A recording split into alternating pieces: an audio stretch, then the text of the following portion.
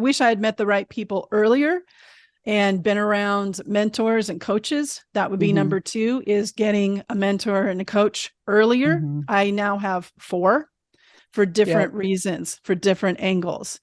I have a DEI coach, I have a sales coach, I have a scaling coach, and then I have a messaging coach. And that would be like my third mistake I would share, is truly understanding the difference between my passion, which is teaching, and selling. I tend to give too much away. I'm Julie B, and they don't teach this in business school. Hey there, I'm Julie B, and you're listening to They Don't Teach This in Business School, a podcast where we discuss business ownership lessons that are learned through experience, not in a classroom or seminar. Today, I'm really excited to have Kim Clark on the show. Kim is an entrepreneur, a DEI communications speaker and consultant, and the co-author of the Amazon #1 bestseller, The Conscious Communicator. I'm really looking forward to this conversation because I know we're going to learn a lot from Kim today about her business ownership journey as well as DEI communication. So Kim, thank you for being here today. I'm pumped to have you, and this is going to just be a great conversation. I know it will. I really admire all the work that you do to help us entrepreneurs grow our business and get smarter and better at being able to help our customers and scale. So thank you for doing what you do. I appreciate that. I will take that compliment and keep me going today. So just to get started, Kim, why don't you just give the audience an overview of what you do for your business, and we can just start there and we'll work our way through the conversation.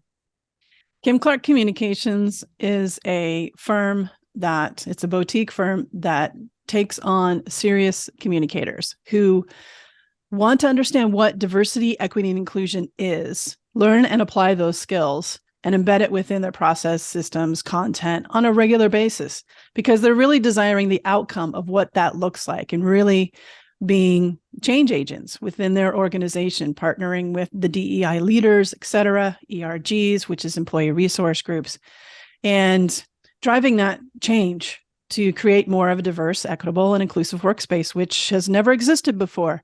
But my money is on the communicators, because there's so much of DEI work that is completely dependent on communications, on messaging, on narrative.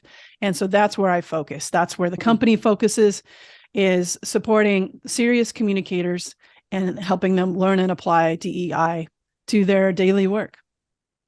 And I think with DEI, as a leader, as a business owner, and somebody who's in my community, it's one of those things that it shouldn't be challenging, but it is challenging for leaders. And what really fascinates me about your story is not only how you get, the leaders using the right language and communicating correctly and implementing the strategies, but how they take that at scale to their company. Can you talk a little bit about not only like how you as a leader probably need to shift your mindset a little bit, but how as a leader you can get your organization, no matter how big it is, to embody the DEI culture that you want to have in your organization? A couple of things on that, Julie. It's a great question, by the way, because we see a lot of hesitancy from leaders, and there's various motivations that are behind that can be named, and some are disconnected to their original root cause. But a couple of things. One is there's some paradigm shifts that we have to go through and really demystify DEI. There's a lot of beliefs or misunderstandings, misinformation, threats and fears related to DEI that just aren't true. And that's why I work with communicators to help them understand what actual DEI work is, to truly understand what it is, so they can tell that compelling story vision that includes everybody. It doesn't re-marginalize other people. It actually includes everybody. Everybody has a role in this work, but we have to tell that story, and we have to understand what DEI is as communicators in order to tell that story. The other part of it is I have a lot of compassion for leaders around this work, because they're in over their heads. They're used to having all the answers. People, especially in the summer of 2020, after the murder of George Floyd, looked to leaders saying, you have to do something. And so they put out emails that quote MLK and JFK, Yeah. and, ask for peace and calm and no violence. And it's like, you are demonstrating. So thank you for that. Yeah. However, you're demonstrating the limitation of your lack of understanding the social and historical context Mm-hmm. of what this moment actually is and what it's about. You're letting us know you really have no idea what the historical and social context is that's trying to once again be communicated here, if that's your approach. So performative communications is causing an awful lot of harm. And so while there's egos in place, with leaders, they are typically not the best to be the spokespeople because they don't have, the majority of them are founding fathers characteristics. Mm-hmm. And so they do not have the lived experience. They have not listened to this point. They did not get to their roles because they're awesome at DEI. Like nobody Yeah. made them accountable to that. It Yeah. wasn't a part of their performance review and their bonus structure and their contracts, right? And so they are, set up to fail in some ways right now, but this is where the humility comes in. This is where empathetic leadership has got to step in. Everyone, my co-author, Janet Stovall, says everyone has a DEI story. So let the communicators in your company help you find those DEI stories so you can tell them, because this is about, if you claim to be a people-centered, human-centric organization, then this is a great way to show and demonstrate that in a meaningful and a transformational way. When you go into an organization, what I'm hearing you say is that it is not the leaders that need to be telling the stories. It's the people who are in the organization, and you use the term communicator. So when you go into an organization, how do you help the organization identify who those communicators are, and especially the ones that are willing to step forward and be part of this, the DEI conversation within that organization, and then as it's being pushed out of the organization? Leaders can become and grow into being those spokespeople, but it takes that empathy, it takes that vulnerability, it takes them doing the introspective work to truly understand what DEI is. So I'm not counting them out saying, let's just, but I want them to do the work. To be able to show up in an authentic way and be honest and own where they are and what they don't know. To give them permission to say, I don't know. I don't know where the violence and the protests and the riots are coming from. And I'm going to take this time and I'm going to spend this time, et cetera, et cetera. So what are you going to do and then follow up? Now, the communicator can help them through all of this. And then from there, this is part of the paradigm shifts. Not everything has to come from the top. Like one of the things that I experienced when I was working in-house at GoDaddy, PayPal, I was running internal communication teams, global teams, GitHub, KLA. And I would be told whenever something happened outside of our organization, well, we can't say something about everything. And I kept thinking to myself, well, why not? Because we'd have to flip the script in order to get there. We're so used to hierarchical command and control kind of organizational structures that DEI has fallen victim to that same kind of mindset of keeping everything at the top. We have beautiful branding, we have lovely graphics, and yet the meat of what our content is, the ability to reach deep into the organization to get those incredible stories within the workforce, and be able to not edit those stories, allow the story that needs to be told, not controlled by corporate messaging and key messages. I was literally told by a PR person when I was building out a DEI comms resource for a client that, I hear you're going to be doing some employee interviews for stories coming up for the cultural moment, which was, either Black History Month, Pride Month, et cetera. And she said, here's what I want them to say. Julie, I have a documentary background, like I know enough to walk Yeah. in, like here's like the direction I'd like to go in, Uh-huh. but I have to let the story be told Yeah. in the way it needs to be told in an Mhm. authentic way. I'm not going to edit these people. I'm not going to say, can you tell me like just, you know, your version of cheerleading and confetti, around, being a part of like how you feel like you belong at this organization. Like if I hear that one more time, Julie. So Yeah. so you have to tell a story that Mhm. has a call to action. So those stories are not told Mhm. in vain. We are not tokenizing employees. And communicators have to learn those skills in order to get there and get out of the way, defer, hand over the mic, stop Mm. going out with your budget and buying wristbands and love is love t-shirts. Mhm. There's the 3 C's that I teach all the time, and the 3 C's around cultural moments, like I was mentioning, the heritage months, etc., awareness days, is first celebrate. Yes, thank you for the visibility, thank you for acknowledging Pride Month. I'm a gay woman, so Mhm. I have my own story around Yeah. being a gay woman, being raised in a conservative Christian environment, etc. And so thank you for the visibility. Thank you acknowledging that we are here in your workforce. Absolutely. I want to be able to put up a picture with myself and my partner on my desk, kind of thing. Mhm. And yet you have to understand that there's a crisis. There's a reason why there's a Pride Month, for Yeah. example. There's a reason why there's a Black History Month. There's a reason why there's Native American Heritage Month. Mhm. There's a reason for this. The visibility is great, but you have to understand that these are communities in crisis. Over 500 anti-LGBTQ plus bills, according to the Trevor Project, are in play right now in the United States. We are seeing Florida, Texas, et cetera. So there is a serious crisis going on with your employees where they are more at risk in and outside of the workspace Mhm. because of this. And there's a relationship between how companies are spending their money through their political action committees, their PACs, and who Mhm. they are supporting, who are creating the legislation that's actually circularly, if you think about it, just like, okay, here's the money going out through the PACs to the legislators, creating legislation that's actually harming their very own employees.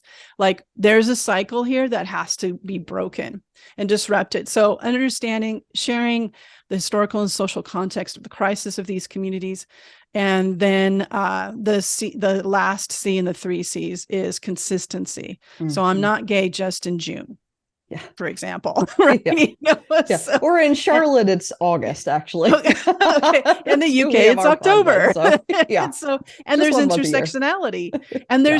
there's validity and value that identities bring to the workforce.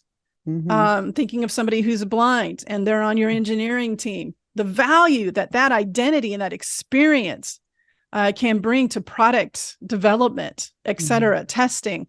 But we have to make room for that. And Yeah. so it's communicators that can really lead this work in getting those voices out there and helping people truly understand what DEI is and the impact, the incredible impact, positive impact, financial, from a productivity standpoint, an engagement standpoint, retention, the list goes on, Mhm. protecting the reputation of your organization. If we all truly understand what DEI work is, how it benefits each of us and us as a collective, getting that story out and having people feel it and see it for themselves and have a true imagination of what our workspaces could be where everyone can thrive.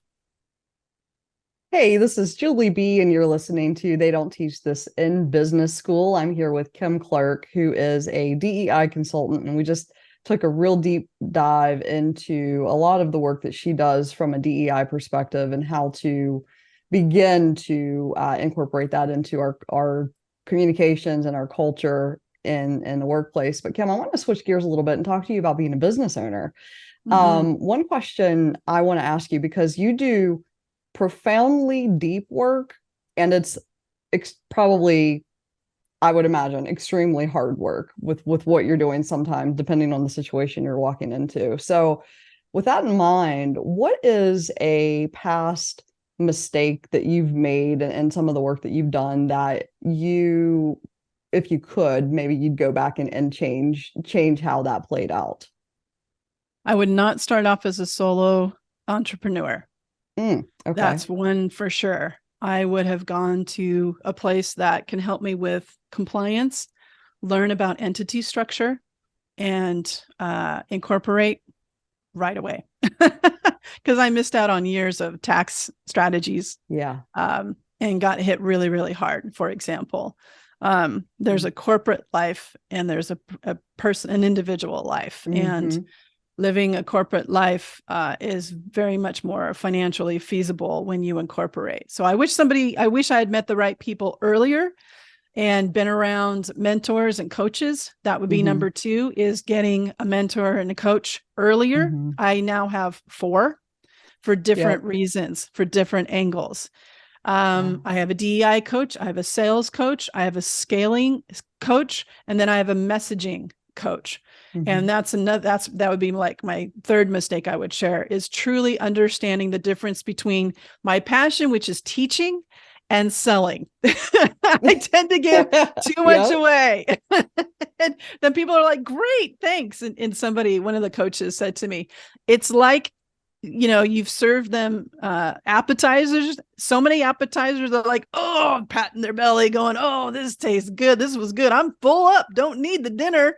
And then I'm sitting there going, but I cooked all this dinner and it's really healthy and good for you. And Please enjoy the standards that I make. yeah, Yeah, no, and I they get don't it. want it because they're full on the apps. And so knowing the difference between, providing value, Mm-hmm. but not giving everything away, staying on the why and the what Mm-hmm. in Mm-hmm. messaging and not the how. And so Yeah. I'm a work in progress in that, because it is innate for me to teach. I've been teaching at San Jose State for, 20 years, over 20 Yeah. years. So and that's my favorite part of my work, is doing the teaching, speaking, and training, and, facilitating workshops.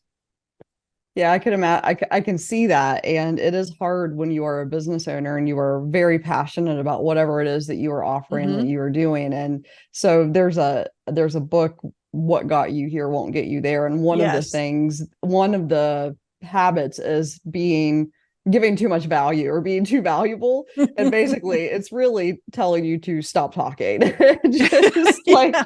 like say a few things and then let the other person talk. And that, I mean, I have to practice that as well, because I'm kind of the same way, where I could talk about entrepreneurship for I do almost every Tuesday night. I talk about it for about 2 hours to a group of people who are launching their businesses. And it's funny because sometimes I have to realize, okay, they need to talk now. Like, I need to be quiet about I want to just impart all this knowledge that I've learned over 15 years, but they need a minute to just absorb it and then go and Right. act on it. So, Right. Exactly. Good point. yeah, exactly. So on the flip side of mistakes, what would you consider one or two of your biggest wins thus far in your business? I have the opportunity of working with such a wide variety of partners. And, I can bring in consultants on different projects for whatever the client needs. I have such a Mm-hmm. vast network, and I'm very proud of that, because I can offer pretty much anything that a client needs, Mm-hmm. and Mm-hmm. I'm not limiting it to my personal and lived experience and my professional experience and what I've read in books, right? Like, I Mm-hmm. go way beyond that, obviously. And I have partners I can bring in. And if somebody wants to learn more about, making their channels more accessible, Mm-hmm. which is just basically inclusion, I can bring in people with a variety of experiences of disabilities that they can help with a language standpoint. They can help with, the technology standpoint. I have friends who are experts in burnout, and I Mm-hmm. can bring them in, and then I can tie in psychological safety and what does that look and sound like from a language Mm-hmm. perspective, et cetera. So that's one thing, being able to role model that in my work of what implementing DEI into a team environment, into a company looks like. In Mm-hmm. another way that I consider it a win is expanding myself beyond just my own one company. This one company, I have 3 different companies, and one of them is shared with my co-author. Mm-hmm. And we wrote this book together, and we are very, very different people, Yeah. personally and professionally. And we were able to come together and write this book. And we also incorporated and brought in people from our network to contribute articles at the end of most of the chapters. So they have different lived and professional and personal experience than us. So once again, role modeling that there's no way the book would be as good as it is if I just wrote it. So I really do consider it something that I'm very proud of, that the product of a book. Well, first of all, Julie, writing a book is not for the faint of heart. Oh, girl, I know. I am right smack dab in the middle of that process with my publisher, and it is not. You are correct. And then I'm not saying that nobody should write the book by themselves. I mean, there's books that should be written by a single person, of course. However, the content and the goal, the communication objective of the book, part of it was demonstrating a variety of perspectives, lived experiences to make it a better product. Yeah.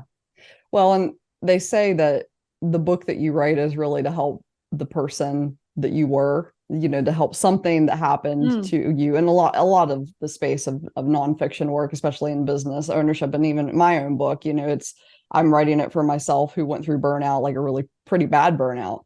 But I could see where, obviously, if you have, such a broad topic that has so many different arms and legs and umbrellas as DEI does, bringing in a co-author on that makes so much sense, because not only is it your experience, but it's her experience as well that's being brought into that. So I can completely see that. Yeah, absolutely. You're listening to They Don't Teach This in Business School. I'm the host, Julie B, and I'm here with Kim Clark. And Kim, you said something in just the last segment that really stood out to me, and it was psychological safety. And you said it kind of on the heels of you mentioned burnout, and so those two things kind of came together for me. But I'm wondering your take on, how does a smaller business, let's say 10 employees or less, how does the business owner make it a space where there is psychological safety, not only for their employees, but for themselves, to admit things like, I don't know what I need to know about this, and I'm going to learn. And I mean, how does one make that space, especially in the small business world? If you have any advice, I'd love to hear it. On my mother's side, I have Native American heritage. I'm part of the Muskogee Nation. And a lot of tribal knowledge. Now, I mean tribal knowledge without the cultural appropriation. So be careful of culturally appropriating indigenous people's customs, cultures, the way that they express, etc. So there's tribal knowledge and experience that so many of us business owners can learn from. And I highly recommend it. And I've worked with organizations to help them switch from this hierarchical, typical org structure to what's called a relational framework. And it's this relationship, and it's inclusive of the environment and climate. But you can also look at that as from a business climate, if you will, and a business environment, meaning culture. But there's an understanding, like so many, how many clients have you worked with, Julie, that tell you, oh, we're in silos. We've got to break down silos. We don't work across, we work up and down. Everyone's building their own empires, right? That doesn't happen in a relational framework. So it's a recognition, building your business from the ground up to where you see the interdependence, you name it, you acknowledge it, and you build for it. To where one person in sales who does sales, the person who's doing your social media, and the person who's doing your customer fulfillment, and the person who is doing your contract review, they understand that when one person does something, there's a ripple effect. There's an interdependency. And so there has to be this intentional design of open communication. If you have 10 people, having them all work together, and then you finding this place of keeping yourself accountable to that. Because one of the reasons I got into starting my own business was because I felt I wasn't free to do the work that I felt needed to be done. I wanted to bring together the intersection and the discipline of DEI and communications, bring them together, because I don't believe that DEI will be successful without communications, without communicators. So I'm not going to get that space, that permission to create and fill this gap that I've seen for decades. Mhm. And so I need to be accountable to my team to make sure that I stay within that social agreement of a relational framework amongst our team. So where I don't start driving everything, because I will squash their ideas of what they're seeing, what they're experiencing. And that is counterproductive to our goals and what we want to role model. So relational framework is something that I really highly recommend business owners as they begin and as they build out their teams to take a very intentional look at, because it impacts everything from your culture to your bottom line, how you treat your clients, how you're not going to attract folks to work with you who are there for the paycheck. Yeah. And that's going to help you scale and be able to have the client loyalty over the long term that people are going to recognize and admire you for. It's really important, no matter where somebody is in the, or the quote unquote org chart, that they feel like their voice is valued and will be heard. Now action may not be initially taken, but at least I think that is the start of it, that they have to feel like it's safe and that it's valued and that their voice will be heard by somebody who can maybe, who can make something happen with whatever they're bringing to the table. That is really the essence of that, just building an organization that has communicators and is, built more on that relational framework than, it's my way or the highway, which is how a lot of us grew up, and it's how a lot of us started. Yeah, I'm kind of excited to see as we go along in business how, as we get further away from that hierarchy, that it's my way or the highway, or it's coming from the top down and you're just going to go do it. How business changes over time, over the next probably 2 decades, I would say. It's going to be interesting to see how that works out. And it really helps you not fall into the habits of structural inequities. So you won't be reaffirming and creating a new version of the old ways. It does, the whole point of DEI is to embed it across your organization. And so if you're starting or if you're small, this is the perfect time to truly understand what diversity, equity, and inclusion looks like and intentionally build it into your process and your systems. It is going, and it's an ongoing thing. It's not like it's a, build it and leave it, right? Every day, because we have unconscious bias and we have systemic pressures external to us. And it's really attractive to, be a part of I am a business owner and I want to go to the beach and I'll make 342% more than, the average worker on my team, which is what the corporate data says, that there's a 342% difference in compensation between the CEOs and the average worker in an organization. It doesn't have to be that way. We're recreating that, but we have to have a bigger imagination and understand the just redistribution of wealth. When we're small business owners, we get to change it. We get to make up our own rules that work for everybody. And there's so much power in being a small business owner. And that's one of the things, my vision, my mission is to help 1 million business owners by 2032. And really, the mission behind that is because I don't think we as a community of small business owners understand how much power we actually have. And I think if we can be individually as business owners and companies successful and thrive, and then we can open that up, I think we are the ones who are going to make a lot of these changes happen, but we have to understand that we actually have the power collectively to do that, because we employ a little less than half the workforce in America. And that's a huge number when you think about it. So, man, Kim, this has just been a great conversation. I do want to ask you, because I'm really interested in this answer. What legacy do you hope to leave behind? For my company, Kim Clark Communications, what I want its legacy to be is that we have trained, consulted, built out huge change communication management systems within organizations that we've literally changed the trajectory and purpose and outcomes of communication departments around the world.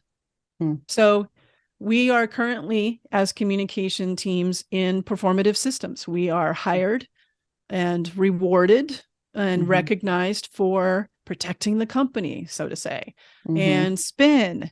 And we have to stop being complicit in this performative communication cycle. It's a vicious cycle. It causes more harm than good. So I want this firm to work with communicators who are very serious about understanding what DEI is and implementing it, and literally change how communications is done, hired, created, performed, measured, etc. And as a discipline, as an industry, as a skill set.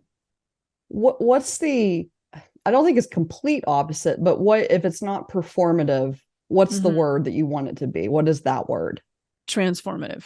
Transformative. So Okay. if you think of DEI, most people think of it as an HR thing, as a warm and fuzzy thing, as a nice to have, as a trend that will go away, so we don't really have to do anything. Nothing could be farther than the truth. Here's what I know for sure. That hard eye roll of, it's not going away, people. Get over it. Oh, yeah, exactly. Here's what I know for sure, to quote Oprah. Here's what I know for sure.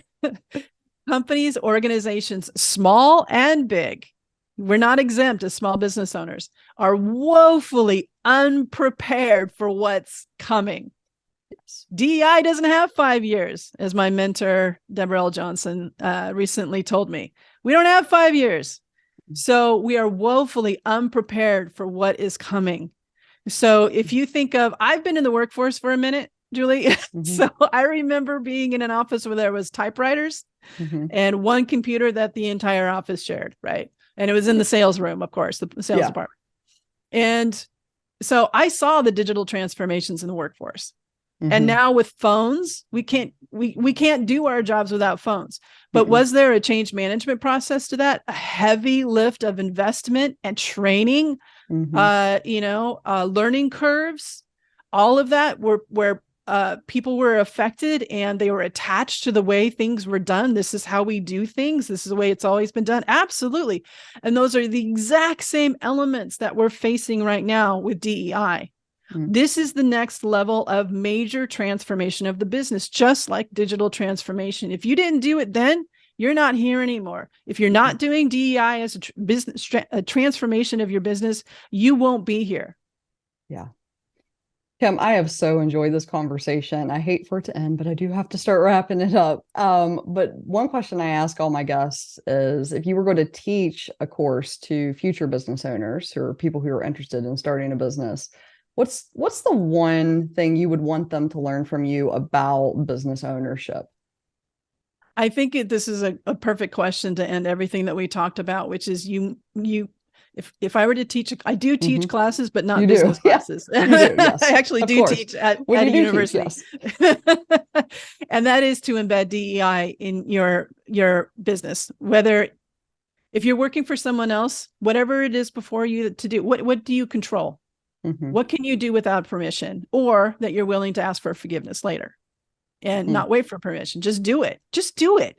So I would teach what diversity, equity, inclusion is. I'd bring in a variety of people as guest speakers and co-teachers to tell their stories and provide their experience, and how to implement it into your specific role. But truly understand what it is, what your role and participation is in it, and help you feel excited about it, not scared, but excited about it. So that it's mandatory to build DEI into your business. Well, that is the best note to end this on. I think, Kim, I have so enjoyed this conversation. Thank you so much for being on the show today. I have just appreciated it. It's just been a wonderful conversation. I've certainly learned a lot. So thank you for being here today. Thank you, Julie. I appreciate you. And that's it for this episode, but stay tuned because I'll be back soon with more lessons learned on the business owner's journey. I'm Julie B, and they don't teach this in business school.